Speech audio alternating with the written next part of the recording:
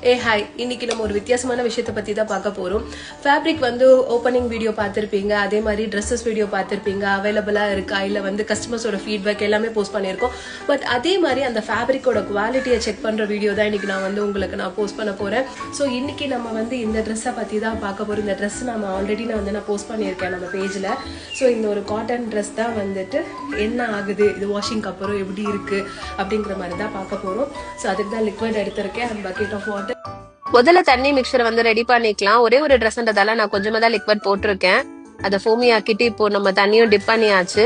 So எந்த கட்ஸும் இல்லாம video அப்படியே கிட்ட பார்க்கலாம். இப்போ எடுத்த உடனே நம்ம ஃபர்ஸ்ட் டைம் அந்த தண்ணியில வந்து அதை போட்டு டிப் பண்ணியிருக்கோம். ஸோ இதுல பாத்தீங்கன்னா எந்த தண்ணியில வந்து எந்த கலருமே வந்து ரன் அவுட் ஆகல. கலர்ஸ் எதுவுமே வந்து ப்ளூவா மாறுறதோ அந்த மாதிரி எதுவுமே சாயம் பிடிக்கல. அண்ட் இது பாத்தீங்கன்னா நாங்க இந்த மாதிரி ஒரு ஃபேப்ரிக் வாங்கும் போதுமே வந்து நாங்களுமே வந்து ஒரு குவாலிட்டி செக் பண்ணிடுவோம். நிஜமாவே ஃபேப்ரிக் ஓகேவா இல்ல அது செல் பண்றதுக்கு முன்னாடி பெர்ஃபெக்டா இருக்கான்றது செக் பண்ணிடுவோம். ஸோ இப்போ இது கொஞ்ச நேரம் ஊற வச்சு வாஷ் பண்ண பிறகு பாத்தீங்கன்னா இப்பவுமே வந்து புளிஞ்ச பிறகு பக்கெட்டை பார்த்தாலே தெரியும் தண்ணியில வந்து கலர் ரன் அவுட் ஆகிருக்கா இல்லையான்னு சொல்லி. ஸோ எந்த இதுவும் ஸ்டெயின் ஆகவே இல்லை. ஸோ இப்போ நல்லா புளிஞ்சு இதை நம்ம வந்து காய வச்சிடலாம். ட்ரெஸ்ஸை வாஷ் பண்ணி ட்ரை ஆகிறதுக்கும் போட்டாச்சு.